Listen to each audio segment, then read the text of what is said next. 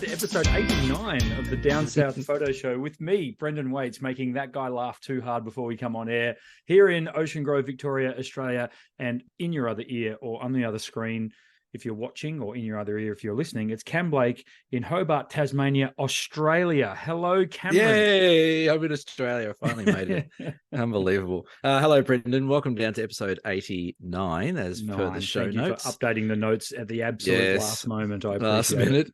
That was take 2 of the intro. I really think we should include some of these offcuts. I think that'd be quite funny. They're on the cutting room floor, my friend. Never to be seen again. Never to be seen again. No. But How are you? I'm good. I'm really good. I'm really excited. We've had a big week, and we're doing really well. Having a nice beer to start the episode off. We're sort of in celebrationary mode a bit. We are. And why would that be, Cameron? Why? Well, why are we a couple of celebrating? reasons. The other day, I opened up the Apple podcast charts. Yes. And we're ranked number 5. We're in the top 5 of the visual arts podcast listening in Australia. Which in itself is no mean feat. Well, that was awesome. We got a little bit happy about that. And then the next day, we opened up the charts and we're number 3 in the visual charts. So what that means for people who don't really care about this, you can tune out. But for people who do, what that means is that we are the 3rd most listened to art podcast in Australia. Yes. But if you narrow it down even more, because that's what we're going to do to keep our egos, on check. Massaged. If you narrow it down even more, we are the number 1 Australian photography podcast show.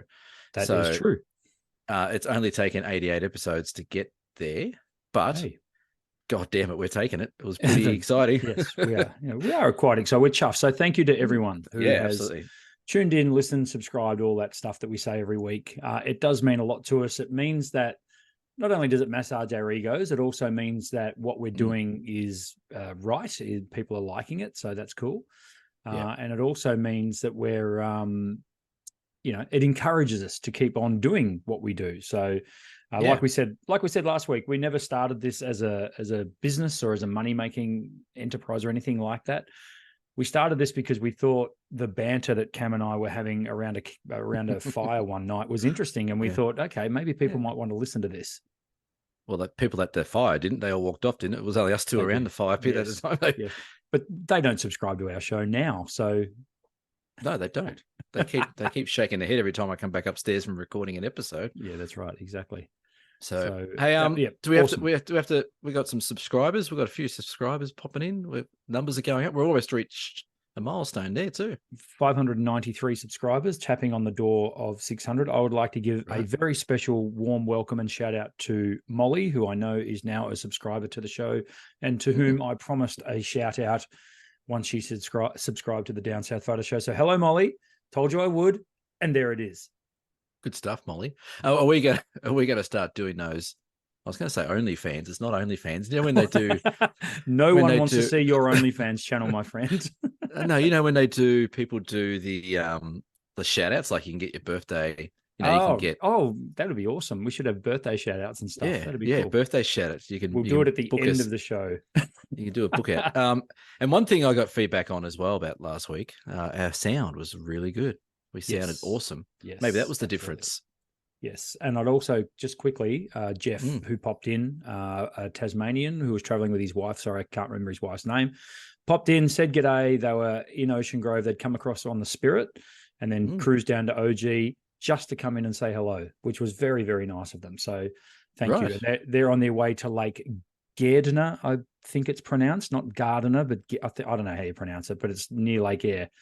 And heading out there, so that was really cool. They popped in and said g'day. And did they show you their passports when they came into Australia? Or that's right, exactly. I said, well, come on, what are you doing here?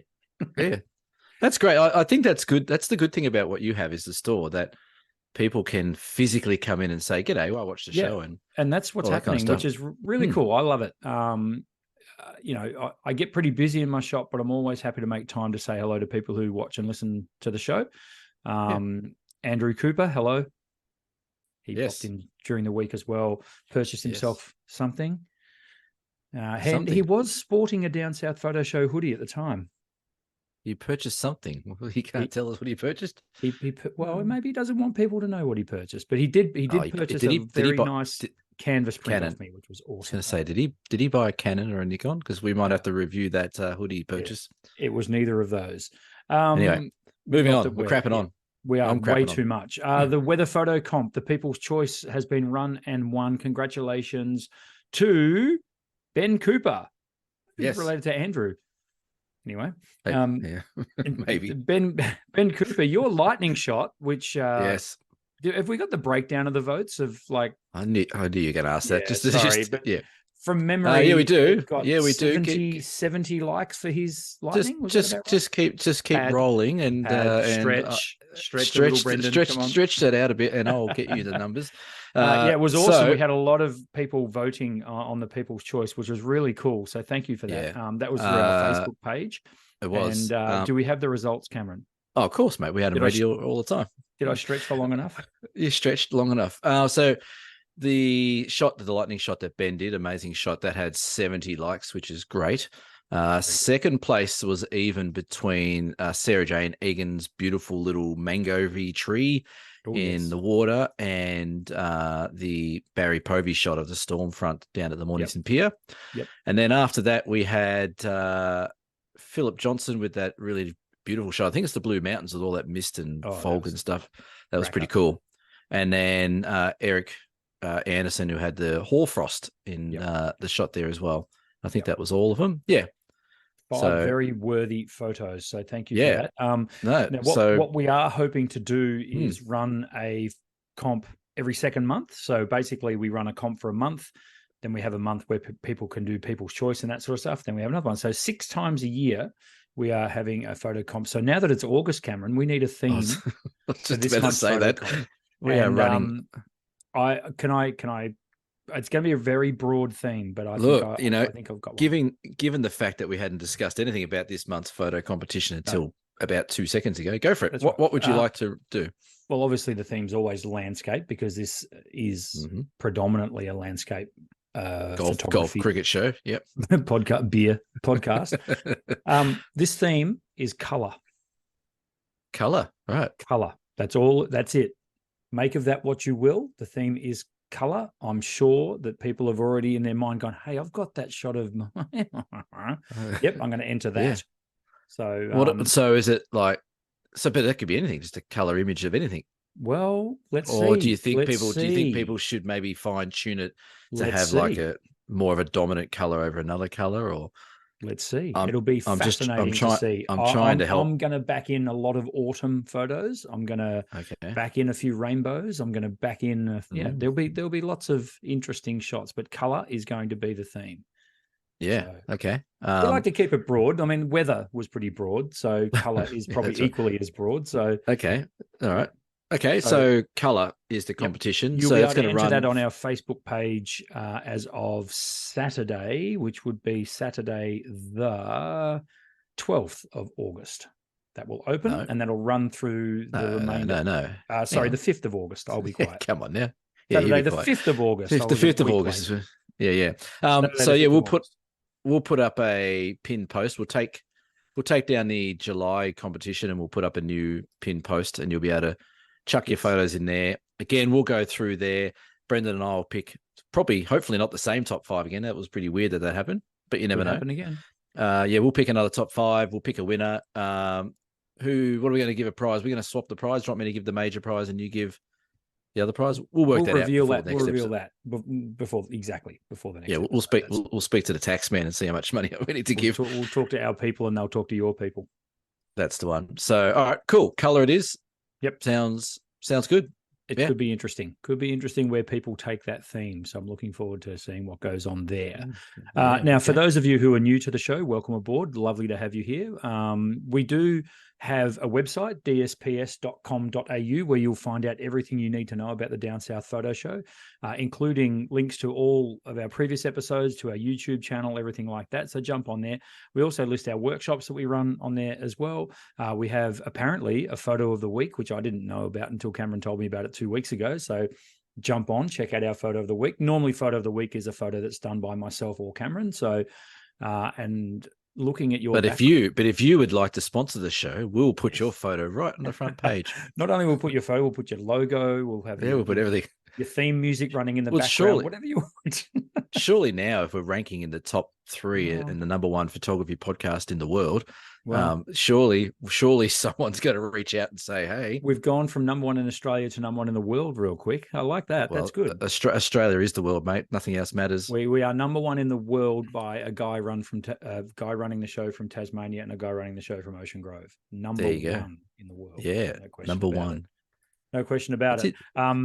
Really quick, we have announced the Great Ocean Road workshop, which is running from May 26th next year. Jump onto dsps.com.au and see all the details. Places are already selling. So we've got a handful or so of places left. Do yourself a favor and jump on and have a look. Backgrounds, Cameron, let's talk about your background. I'm going to make you full screen. Just as I need to burp because I'm drinking beer. Thanks, mate. Okay, let's go. No worries. I'll bleep that out. I'll actually might enhance it. So this is not a color image. This is a black and white image. So this is a shot I took yesterday, and I'm pretty happy with how it came out. It's actually going to roll into our horror story for the episode, this shot. So, but this is a quick description. This is a shot looking over Lake Pedo in the Southwest National Park of Tassie. And we just had 5 minutes of this incredible light where the clouds just broke and we had all these sun rays beaming down the lake, sort of splitting in amongst the mountains. It was amazing. One of those moments where Jamie and I just both looked at ourselves and went, okay, that's off the charts. That's pretty good. So, good place to go. It's a place that I've taken a few shots that have been really, really quite good for me. So here's another one. But I'll tell you more about this shot as we get into our horror story. But that's the southwest of Tasmania. For those who know where it is, it's a place called Scotts Peak Dam Lookout. That is damn fine. Pardon the pun. You've done incredibly well. I mean, we talk a lot about being able to take photos in great places, and that's excellent. The experience, though, of seeing what you saw as well, I'm sure you can, in your mind's eye, picture it again and put yourself back there and how you felt and all that sort of stuff. So It's one thing to be able to, we're lucky enough to be able to jam a lens in front of our eyes to be able to capture that shot, but to experience it in its own right must have been fantastic. It's funny, though. This location, I had another shot, which over my other shoulder here, it's like a 300mm shot of this little section with the rain and the shower, the rain bands coming through. That's the same spot. It's this place at this time of year just throws up these conditions all the time. I don't know what it is, the angle of the sun, time of year, whatever it is, but it was really lucky again. So I was pretty chuffed with that. You should be. Very cool. And you are definitely in color. Well, look, I mean, here I am at the Summer Apostles. Now, I'm going to ramble on a bit about my trip down there shortly, but got really well. You make your own luck, I guess. But I decided on Friday I would get out of retail for the afternoon. The thing that I'm really lucky is the Summer Apostles is literally 2 hours from my doorstep, so I can sort of look at the conditions and within pretty close predict how it's going to look. So cruised on down to the Great Ocean Road, got there, and the sun was setting pretty much right behind the 12 Apostles. So it was pretty awesome. The weather was weird. I was heading down through dark clouds and a bit of rain, and then kept looking at radars and saw clearness down from Port Campbell all the way to Cape Otway. So I was like, okay, let's get ourselves there. So really stoked. I say this often, it's hard to take a bad photo at the Summer Apostles. What it's really hard to do, though, is to get something a bit unique. Everybody's been there. Everyone knows the limitations of the Summer Apostles because you have a platform where you can shoot from. So then it gets to a point where you've got to have conditions. And getting conditions like that, I was absolutely stoked. So it was a really, really good experience, that trip. That's almost a sort of bucket list, isn't it, in a way, that you go to these iconic and unique places and you just want that light to work for you. Yeah. And like I've been to the 12 Apostles probably I'd say maybe half a dozen times maybe. Yep. And I think I've been there once or twice when the conditions have been really good for photos and the rest have been just blur or middle of the day or whatever it is. But I know the feeling when you go somewhere that you don't go often, it's a really iconic, amazing place. and you get there and it's just like, oh, the light's crap. Or you get there and the light's off the charts and you're like, hey, how good's this? So in case anyone wants to know, and you're watching and not listening, that's on the Olympus the OM system OM5 with the 8-25. I believe I was at about probably maybe 15 mil at that point. So 30 mil in 35 mil speak.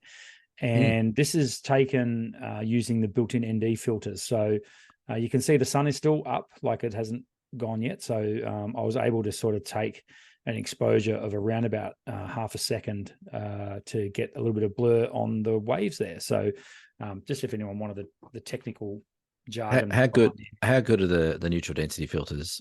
The built-in NDs have revolutionized the way I take photos, and that's not hyperbole. That's true. I've because I was so used to getting to a place like that and then fossicking around for an ND filter because the sun's still up, and anyway, I'll go into more detail about the trip soon. But the fact that I can just literally pick a menu button and just go, oh, there it is, and turn it on, it's brilliant. It's brilliant. It's actually it has changed, and I'm actually, and I don't know whether other manufacturers do it, but I'm kind of surprised they don't. Well, I don't know if they do or not. I think the Sonys might have some I've inbuilt heard something stuff about Sony. I should look into that.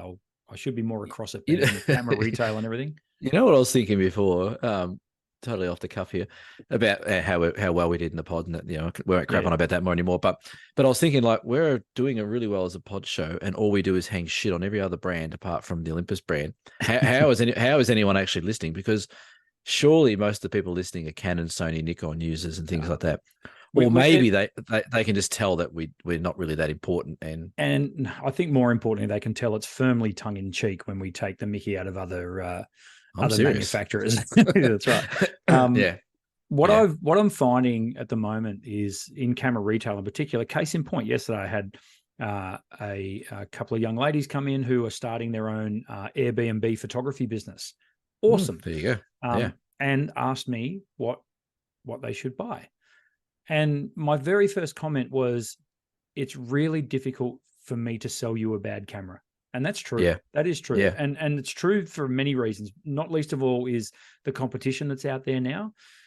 These manufacturers have to set a pretty high standard with all their models, because if they get a reputation for putting out a lemon, it doesn't sell. It will not sell. It instantly stops selling. And or if it does, they won't sell the next one. Correct. So, you know, their R&D departments, I'd love to know how far ahead they are, like 3, 4, 5 years. What's their roadmap? How far down the track are they? You know, do they have prototype cameras that do God knows what? I mean, you know, well, it is funny. AI is going to be a big one coming to. But anyway. Yes, our friend AI. It's funny you say that, because I just did my Olympus OM day down at Port Arthur on the weekend, and same thing. They had a couple of people that were Sony users who came along to try the Olympus out, and vice versa. And I said towards the end, I said, look, you know, this is a sales pitch kind of day in a way, but I definitely don't ram it down people's throat. And I said the same thing as you. I said, but to be honest, you can't buy a bad camera. No. So whether or not it's a Nikon, Sony, Canon, Olympus, Panasonic, Leica, whatever it is, every camera, Fuji, every camera brand has to be at the top of their game with their cameras they bring out, because it's so easy for people now just to swap brands. Like it's, you know, I don't like the new Canon, I'll just go to get Nikon to go. So yeah, you're right. Like you can't really sell someone a bad camera. No. And just to round out that story, I ended up recommending them a Canon. So there you go. So we're not completely biased to the OM system. It just happens to be the system that both Cameron and I use the most. Yeah. So that's right. Well, the shot behind me. The shot behind me was not shot on a Canon or Olympus. People are asking what was it? That was shot on my little Leica with a 90mm lens. That's the longest focal length I have. Beautiful. And that's what I used, and it worked nicely. So very good. Can I just quickly get on my little soapbox? Go for it. Okay. Good or bad? No, it's good. I just wanted to not bang on a controversial. little bit about the trip down the Great Ocean Road on Friday. Okay. I put a post on Facebook after I did on Friday night, after I got back, and I was And the post was basically about how photography is my thing, and I wanted to reiterate that on the pod. When I don't would ever say that I'm the greatest photographer on earth. Far from it. I'm a photographer who happens to absolutely love what I do. Hopefully that comes across to you guys. When I went down to the Great Ocean Road, I got to Port Campbell about 2:00 in the afternoon, and I thought, right, I'm here for the 12 Apostles. That was, I was only there for for one evening. So, I had to go for the jewel in the crown, if you like.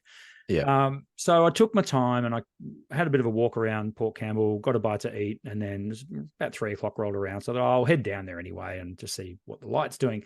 About halfway out to the Some Apostles, I saw a little dirt road off to the right, which I've passed 100 times and never had the time nor made the time to go down that little dirt road. Always thinking one day I'll go down there.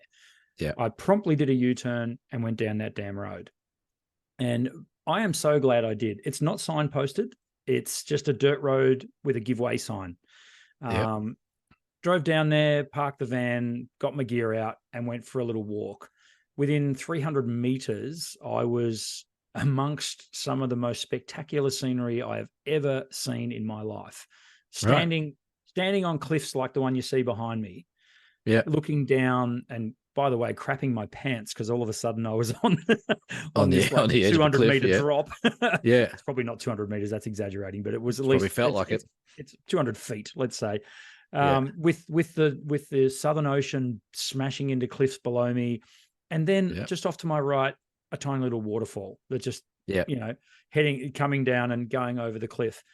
And it just, those moments when you're out with your camera, not to get too flowery, but I actually got a little bit emotional. It meant so much to me to be able to, for me, discover this place. Of course, I wasn't the first person ever there, but it was new to me. And it blew my mind how good it was. And it blew my mind. The light was amazing. And then the images came. I set the camera up. I was patient. I knew what I was doing. That comes with experience. I talk to a lot of people who do workshops with us, and they get frustrated really quickly. Most of those people that get frustrated are newcomers. They're newbies. They might have only been shooting for a couple of years and get frustrated with what settings they should use. Please, please, please stick with it. Please stick with it, because 5 years in and things change. They really do. You start seeing the photos in your mind's eye, and you know exactly the settings, and you know what you need to do to capture the scene. So when those moments come, and they are rare, for me, time stands still and nothing else matters. And it's apart from that 200-foot cliff. That's right. It's like when I equate it to, if you've ever been into the movies and you go to a movie and you get so entrenched in the movie that when the lights come up, you then remember where you are. You're like, oh crap, that's right, I'm in a movie cinema. In a movie theater. Right. Exactly. Put your pants back on. So I just wanted to say, get on my soapbox and just tell people how important it is to stick with it, and to instead of dropping $2,000 on that new lens, drop some fuel into your car and go for a bloody drive and get out there. And, go to these places, because it really, and not that I needed it, but it really sort of reaffirmed my love for landscape photography when I was in that moment. So, and those are the moments you can't. It's a shame you can't bottle them as such, but what you can do is you can put them on a memory card, and that's right. Like you said, that spot you went to, that little waterfall, like you'll see that photo, probably a couple of thousand times in your lifetime. Our listeners will see it right now, because there it is. Oh, right. You put up there. Oh, yes. I'm thinking, where is it? No. I'll put it in by the magic of post-production. There you go. So, but you'll be looking at that photo, and it'll always bring back memories of where it was, what you were doing, how you felt, what the weather's like. You're on your own. You had the whole place to yourself. And to me, I think we said it on the last episode, the one before, that's what it should be all about. It shouldn't be about trying to get likes online. It shouldn't be about who has the best gear. It shouldn't be about, outdoing your mate or doing, something like that. It really should be that time to turn your brain off mentally and have a break from that rat race and go out, breathe in some fresh air and take in the scenery.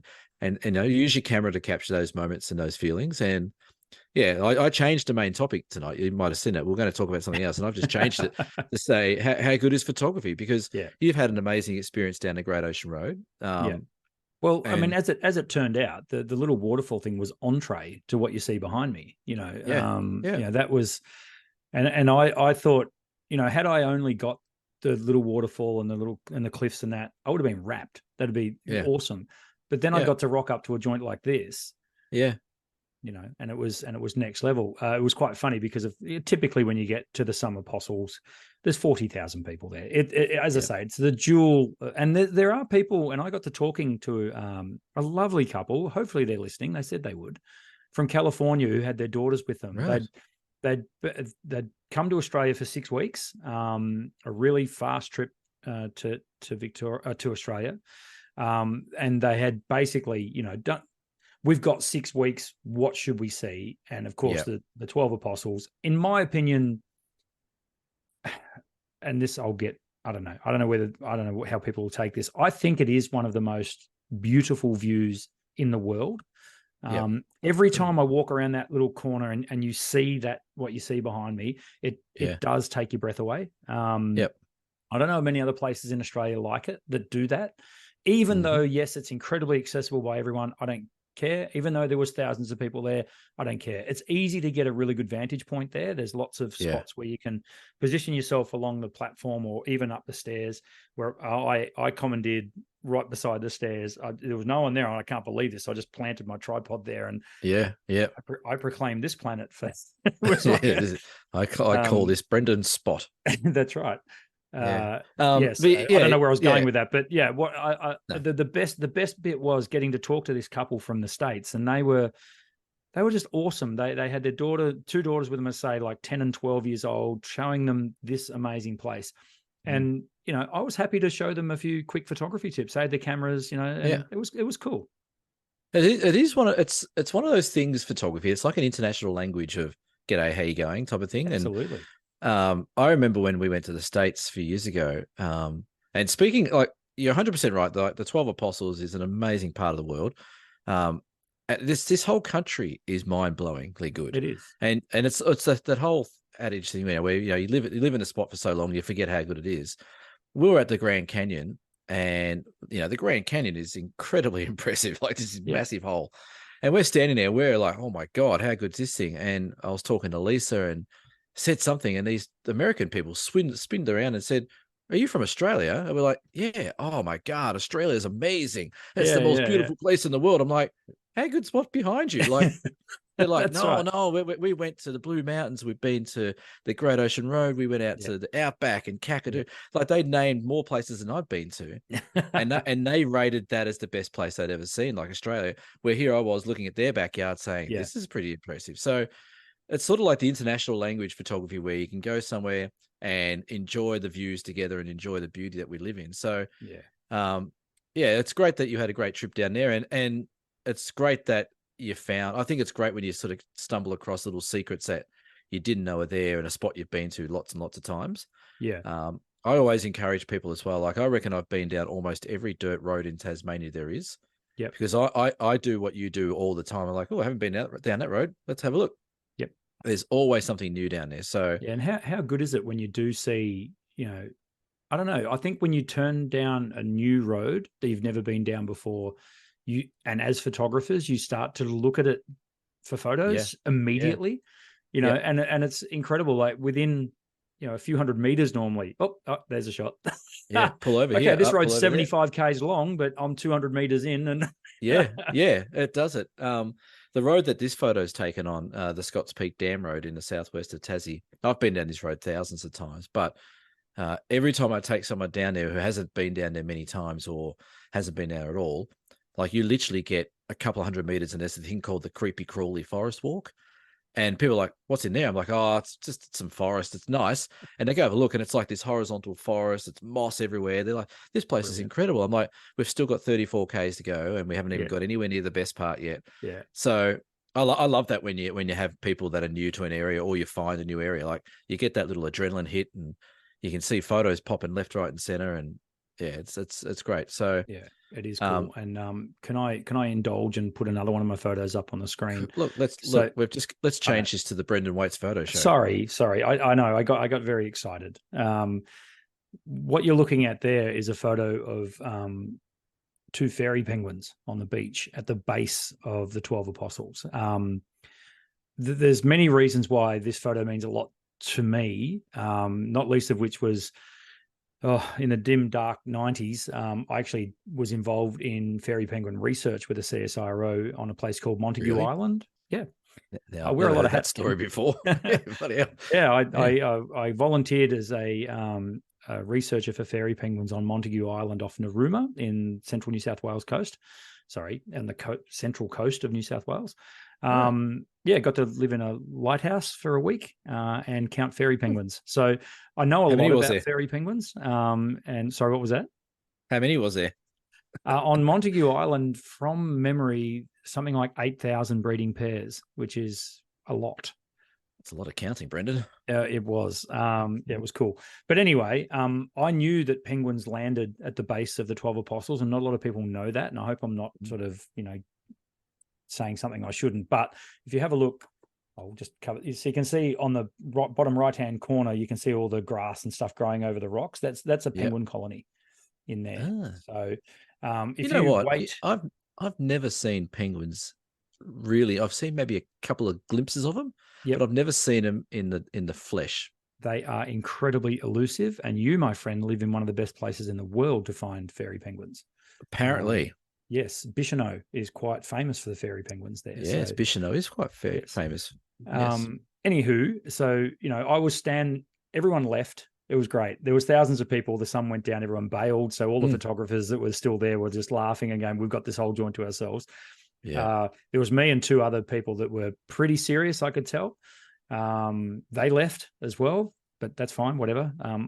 I sort of knew that the penguins were coming. So I wanted to see them. It's like if I see the sunset at the 12 Apostles, I don't leave until I see or hear a penguin. So, because then it's pitch black when they land. I was going to say, so that's when the show's over. Yeah, you've literally got 3% light left, I guess. Like that's how dark it is. And you've really got to know what you're looking for. The first thing you do is hear them. You'll hear them quarking in the waves sort of thing. And then all of a sudden a wave will wash up, a wave will come back, and there'll be a penguin on the beach. And that's that photo that I put up. And what they'll do is, because it's such I won't go on too long, but because it's such an effort for them to come in to land through all the breaking waves and everything, when they land, they very quickly waddle up to the safe zone. So where the waves aren't washing anymore and going to wash them back in. And they have a micro sleep for 15 seconds. Do they? That's 100% true. Isn't that amazing? I find that incredible. They literally close their eyes and they freeze. And you're like, what are they doing? They're sleeping for 15 seconds, and then they'll wake up and they'll start going further up the beach. They call out to their mate that might be in here, or their chicks, not at this time of year, but in October, they'll call out to their chicks. And that's the other amazing thing. Fairy penguins all look exactly the same, right? Yeah. But they know which ones they are. Yeah. They know which one's which by their call, which is amazing. That is amazing. Mother Nature at its best, eh? Yeah. So you mentioned. Sorry, can I just finish on the fairy penguin story real quick? Go. The fairy penguins. Go. That shot was done with a 400mm zoom lens in manual focus, pointed at the dark. And I cranked the ISO to as high as it possibly can go on an EM1X, which is probably 12,008, whatever, and literally was just shooting blind. And in the hope that I would get a frame, because I couldn't see anything. I literally could not see. The viewfinder wasn't picking up anything. And then that's what I got. So I was pretty bloody happy to get that photo. That's going on my wall, that shot. And you didn't intrude on the animals, which is great. You didn't go down on the beach and chase them around or anything like that. No, which is probably why they're thriving so well right there, because it's nigh on impossible to get onto that stretch of beach. Yeah. There used to be stairs down to that beach, didn't there? I think... yes, there was, and there was actually a ladder under the platform, which is where the rangers used to go down. Yeah, and it was all padlocked up and everything like that. But they've got rid of all that completely, because I think they can they winch people down on the beach for penguin research and stuff now. So, or you abseil. Anyway, sorry, that was right off topic, but hopefully you enjoyed that little story. That's cool. That's a good story. Speaking of stories, you mentioned Lighthouse before. Yes. Yes, you did. Up on that island where you were counting penguins. Yes, where I lived in a lighthouse, yes. Yes. So down here the other day, we had a little bit of wild weather in Tassie. Oh, yes, you sure did. We had, technically, we had level 3 or category 3 cyclone winds down here. But a shout out to another photographer here in Tasmania. I don't think I've ever met him, and he probably doesn't listen to the show. A guy called Martin Cooper. He actually at m.coops. Yeah, this is the third Cooper we've mentioned tonight. What's going on? It's a bit weird, isn't it? Well, he and his partner or friend, I'm not too sure what the situation is there, but they're on Matsuka Island off the south of Tasmania, and they're lighthouse keepers for 6 months. You could do 6 month stints. Fantastic. It would be amazing to do that. Yes. But they were down there the other day, and they recorded over 200 kilometers an hour winds on that island. Wow. And there's a couple of photos he sent through as part of their research and their job there, and it just looks terrible. Like there's just waves crashing everywhere. It's just wild. But get us down there, Cam. We need to run a workshop there. We could do 6 months together living in a lighthouse, couldn't we? We'd need some beer and then some. Anyway, no, I don't think we. No. Anyway, it doesn't matter. We move on. We're going to get on to gear talk. Yes, let's quickly talk about gear talk. We did mention last week before, that DJI have got themselves a new drone, the DJI Air 3. Is it called the Air 3 Pro? I think it is. Yeah, whatever. I think, Air 3. We're not here to plug DJI. They got enough money. And it says here in my notes, okay, Cam was wrong. He now wants one. Yeah, I was wrong. I apologize to anyone who had their eyes set on that and didn't go buy it because of my feedback. Don't listen to me. I had a look at the other day. I was talking to my mate Jamie yesterday on the way back in the car. He was driving, and I was Googling. I'm like, this drone's actually pretty damn good. Yes. So yeah, for anyone looking to get a drone, and they're not stupidly expensive. They're not dirt cheap. They're not. They're not.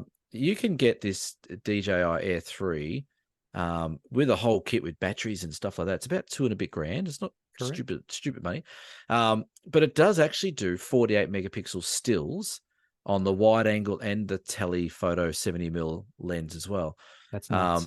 It has a flying time of 46 minutes. It's also berserk. Nuts. Also nuts. Mm-hmm. And so I'm thinking I've got the Mavic 2 Pro, which admittedly I don't use that often, but one of the reasons I don't use it because everywhere I go I'm like, oh, the battery's half dead. I'll only get 5 minutes and I'll have to bring it back down again. I like to explore with my drone. I like to go places and it's got a 20-kilometer transmission radius. Yes, it's nuts. You could fly out to the 12 Apostles behind you and get a close up of the 12 Apostles and come out. Yes, which not that you're allowed to. You'll get in trouble. We're not encouraging that. But so yeah, I'm thinking of maybe not straight away, but I think in the next few months I might try and grab one and play around. Yeah, I've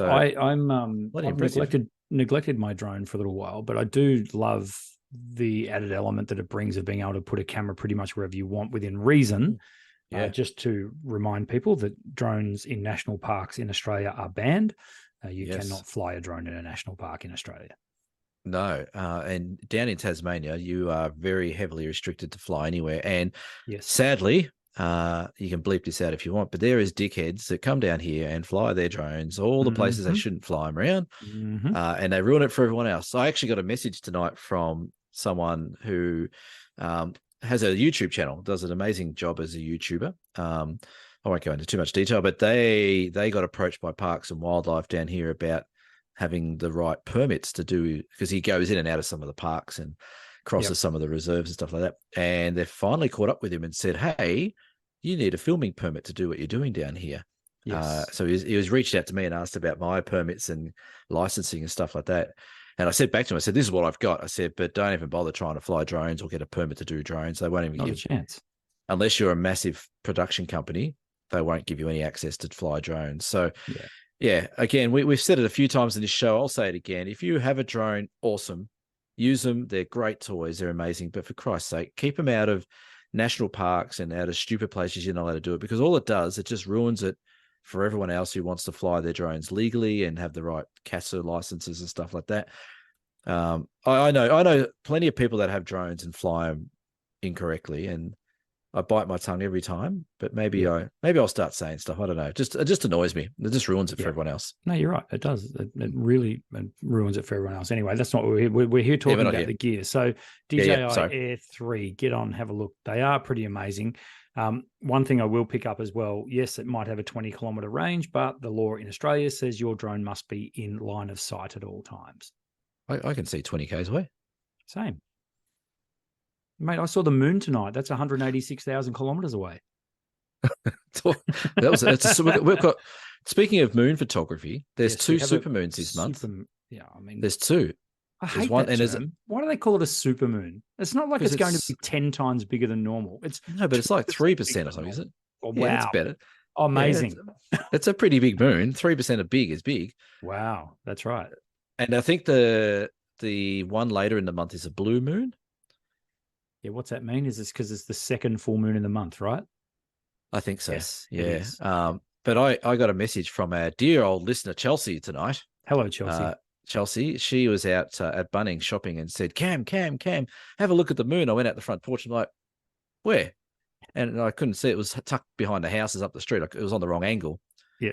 And she goes, it's amazing. It's huge. I'm like, shit, I can't get anywhere near it. Yeah. Yeah. But Chelsea, it's not. It's not. Yeah. Be careful with Chelsea. She gets a bit feisty these days. It looks amazing. I'm sure it does. But it ain't any bigger than it normally is to the naked eye. So it's all. I love how the media grab hold of it. Oh, it's a supermoon. Particularly ABC, they're big on it. They always post about the supermoon, and it's like, whatever. So we're having another one, are we? Brilliant. Anyway, well, geez, got my high horse about that one, didn't I? I was going to say, I feel a bit of moon hatred. Yeah, sorry. Yeah. Horror story. Yeah, horror story. So, we didn't get a horror story, so I created my own. So yesterday, my friend Jamie and myself decided that we wanted to go out for the day. And after all these massive storms came through, we thought there could be some cool shots to be had and maybe a bit of snow around. And so the first thing we thought, we'll go out to Mount Field. It's about an hour from Hobart. We'll go up the top. There'll be heaps of snow. We'll be able to get some great shots. But that road's closed due to fallen trees and they'll be closed all day. No worries. So we thought we'll drive out a bit further. We'll head out to Strathgordon and this lake behind me here. And just as we were leaving, before we left, Jamie's like, I brought my chainsaw. It's like, those novelty chainsaws that the kids get as toys, like the little tiny ones that they work on AA batteries. It wasn't much bigger than that. And I sort of giggled. I'm like, oh, yeah, okay, sure.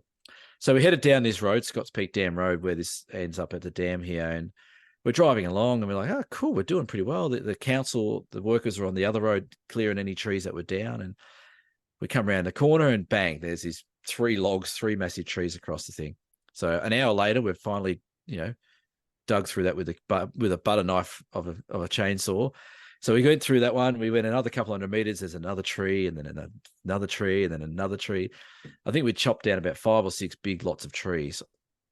So 3 hours later, from when we started on the road, that generally takes about 30 minutes to get to here, we rock up. And we're knackered, like we've been pulling logs out. That's the way. Right, exactly. You're in no mood to be taking photos. We're filthy. The chainsaw's gone through. Jamie's a builder, so he's got all those rechargeable batteries in his ute. We went through about 600 of those, and we get up to this lookout, and we pull around, and we started taking a few snaps, and we're like, the light's not really doing much. It's we spent 3 hours clearing the road for nothing. Yeah, and we literally both said to each other, look, let's give ourselves another 15 minutes here, see what happens, and then we'll head back. That happened in about 5 minutes later. It just made me think that, for all the horror that went into that day and all the hard work to clearing it all, the rewards are epic because we know for a fact that no one else was down that road because no one got down there. That's right. So we were the only 2 people in the world that caught this view at the time it happened. And that, my friends, is amazing. That is very amazing. And the other coincidence is, had there not been all that wind, you would have been up Mount Field and not got that photo, right? Exactly. Yeah, all these things happen, don't they? And it's funny, quick aside to that, there's a really great photographer down here called Luke O'Brien. He runs workshops and stuff like that. I rang him today, or I spoke to him today, and he goes, oh, what have you been up to? I said, yesterday I went out with Jamie and went down. He goes, I was down that road. I turned back because there was logs all over the road. I said, yeah, we chopped them down and made it all the way to the end. He's like, oh, you bastard. So that's right. But yeah, it's funny how things work out. But it was an amazing day. We had a great time and hanging out with mates. And ended up getting a really good shot. So now Cam's like memory card check, filter check, tripod check, chainsaw check. Chainsaw check. I tell you what, this little chainsaw, like it was small, but it got through them all. Like we were talking, pretty big logs. So, I like it. Yeah. We have a deer cam. We actually had 2 deer cams this week, but we had to choose and we'll hold one over for next week. Deer cam, for those new to the show, is a segment of the show where you send in a question for our learned friend in Tasmania, Australia, to answer for you. And 9 times out of 10, I also chime in as well because, hey, you can't keep me down. Deer cam. It actually even says deer cam and Brendan. Yeah, I know. Hey, maybe we should change it to deer.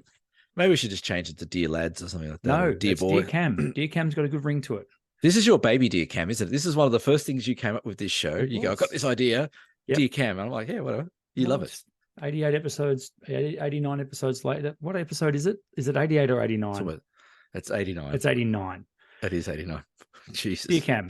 Some photographers show their camera settings with the photos they post or include them with the images in magazines. Remember them? What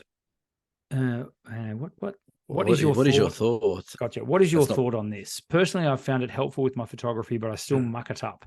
Thanks for the great show. Another Cameron Harris. Thanks, Cam. I was waiting for Cameron Cooper, but anyway. That's right. Thanks, Cam, for the deer cam. Thoughts, Mr. That's why I had to include it because his name's Cameron. Clearly, the guy's a legend. Totally. I haven't met a bad Cameron yet. No. So, what are my thoughts on this? I think it's helpful. I think people that don't share information on photographs are a little bit dicky. You see it online all the time. It's like, oh, cool. How did you shoot that? Or what camera did you use for that? Oh, I'm not telling you. I'm not, I use my camera. That's it. So I think sharing is caring. Like people should share, like that happens all the time. People should share them. And I think they really do help because if you think of it from your own point of view, when you go back to your Lightroom or your Photoshop or whatever you're using, you always look at what the settings of the camera were. Yeah. So you go, oh, ISO this, f-stop this, whatever. So if it's going to help you, it's going to help others. So I don't think it's a problem. I think it's nice that people do share them. I think it's a nice, easy way to give someone else a bit of an insight as to how that photo was created without, going on a workshop or doing research. They can say, oh, okay, if I go to a similar spot to that, I can use those kind of settings. So, yeah, it's definitely helpful. The reason why people might still muck it up from that is conditions might be different or the composition might be different. The camera system might be slightly different as well, different lenses and things like that. So the settings are great to know, and they're good to have as an indication of how to shoot certain scenes, but you still got to put your own twist on it and smooth it out the way you want it to do it. So, yep. Yeah. Not a lot more to add to that. I agree with everything you just said. Right. That'd be first. No, it wouldn't be. We have agreed on things before. Probably the only thing that came to mind was, and this is ridiculous because no one's going to put this on there, but camera settings, sure. Photoshop editing, is anyone going to actually say I moved the contrast 20%, I put the saturation slider up 10%, I dehazed it, no one's going to say that. And does anyone really need to know that stuff? Look, you tell you what, I think it does help as well.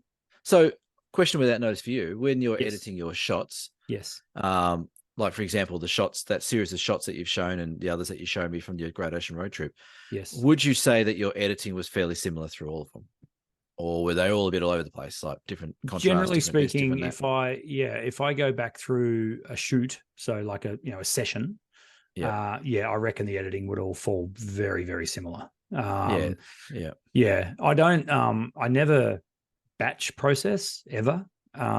Like in fact I've never done it. I didn't even know how to do it. I'd rather take every photo on its merits, sort of shot to shot.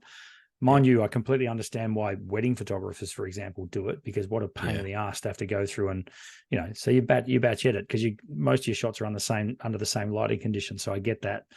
But it's just interesting when you see the camera settings. Does that help you? In some regard, it does, I think. But then you've got to remember to apply those settings when you're presented with the same lighting. You know what I mean? So that's where it gets a bit tricky. But it all harkens back to what I said off the top, and that is experience. it all sinks in little increments over time, and eventually it all just flows. So yeah, I think you're right, because one thing I think I've changed over the last few years, probably in the last 5 years, is my editing. Some of the sort of base settings of each photo are always the same, like the same contrast level, a bit of the exposure changes, a bit like the same texture, clarity, vignetting. There's some of them are that's consistent all the way through. And I find that once I do that, I get a consistent looking series of shots. So you're right. There's the settings of the camera which can go, oh, okay, that's how they shot that. Does it help you improve? I think it helps you maybe, like you said, figure out the matrix a bit more. Yeah. But it still comes down to you personally putting your twist on it and editing it and being the right time and all that kind of stuff. So yeah. Absolutely. Yeah. Cool. If you have a Dear Cam question for us, please hit us up on the website or in the comments below here, or on the Facebook page, or send us smoke signals or Morse code, whatever your thing is. We also on dsps.com.au have a wonderful little button that says beer donations. Please feel free to give us a beer. Or buy us a beer. We don't beg for it, but if you do want to assist in the running of this little, what would we call it? This little experience, top 3 rating podcast. If you would like to help us get to number 1, we need beer. What are we going to do if we get number 1? Like, surely we've got to do something. I'll tell you what, I'm going to asterisk number 1 on visual arts. Let's just say number 1 on visual arts. Yeah. If we get number 1 on visual arts, I'm going to give 2 people off the top of my head a call that I can think of. Yes. Would those 2 people be freezing their asses off about now? They might be. Yes, I have a feeling. I think I know who you're talking about. Anyway, I have a feeling they might be snuggling a lot at the moment. Spooning, maybe. As long as they're not forking, that's the main thing. So, correct. Thank you to Jenny C's back again with another beer. Thank you, Jenny. Thanks, Jenny. Mel, where would we be without you, Mel? Thank you so much. Mel called me today, and I haven't replied. I'm so bad. I'm sorry, Mel. And but he did order a camera and photo hoodie. Right. So he might be starting his own sweatshop. Sweatshop? Sweatshop, is that what they're called? Where they make hoodies and stuff. You just see Mel running a sweatshop in Myrtleford. Andrew T, thank you so much. Thank you, Andrew. Yeah, thanks, Andrew. You are a serial beer donator as well. So thank you so much to those people who have donated some beer this week. Cam, here's another quick insight for you. Like, so the Dear Cam questions came in. They're pretty good. What happens if the beer donations just go crazy and we end up getting like 15 slabs of beer dropped on our door? We really celebrate our 100th episode. we're gonna have to have a Down South photo show party somewhere. Oh, I like the sound of that. And I reckon I know where we could do it too. Cameron, I know we've got to wrap this up soon because you've got to go and pick up 5-Star Dan from the airport. I do. Hi 5-Star. What have you got coming up, my friend? 5-Star Dan and I are off to Cradle Mountain on Friday for my winter workshop. Winter workshop. And it's going to snow 2 out of the 4 days we're there, apparently. So giddy up. Sensational. So we're there. Yeah, I've got to pick up Dan in about an hour from the airport. And we're up to Cradle Mountain. We've got 6 wonderful guests, a couple of 4-wheel drives, and we're looking forward to getting up there and taking some great photos. Brilliant. Love it. What about you? Where are you going next? You're not going. I'm going back. I'm back to the future. That's right. I'm going to double dip and head back to the Great Ocean Road on this Friday. So the day this goes out. So if you're watching this now, I've just got back from the Great Ocean Road again. Heading this time up to above Forest and above Apollo Bay to the waterfalls. Going to go and suss out. Apparently there's a new track down to Beauchamp Falls, so I want to go and have a look at that. And gee whiz, I might even throw my camera in. What do you know? Also going to have a look around the Redwood Forest, and I'm also going to look down the Otway Forest track as requested by you, Mr. Blake. Yeah, I want a nice like windy road shot through the forest. Okay. It is a narrow road though. It is, and I've got to be careful where I park. So I'll just do what everyone else does. Just park in the middle of the road and get out and take a photo. I'm seriously considering taking my mountain bike and doubling up. And I've always, particularly when it gets warmer and things start to warm up here, I think there's a place for me to be able to have my OM5 and just the 8 to 25 in a small bag strapped to my back on my mountain bike and be able to access some of these places. I want to do that road that you speak of from, Beach Forest basically down to Apollo Bay on my mountain bike. So that I might do a bit of a scout for that. The problem is getting back up to the van. That's where things will hurt. No, that's all right. It's all part of the fitness. Yeah. I'll just get an e-bike like everyone else seems to do and pretends they're still a mountain biker. Spare me. Ooh, on that note, that's a bit of a barb. No one listens to this far in this show, mate. Clearly. Are you now? So that's it. That has been episode 89. 89. Make sure you say 89 in the notes. 90 next week. We will enjoy Cradle. Looking forward to talking to you next week about Cradle. Say hi to 5-star for me. And we'll do. That has been episode 89 of the Down South Photo Show. We will see you for episode 90 next week. Bye for now. See you later. Ciao.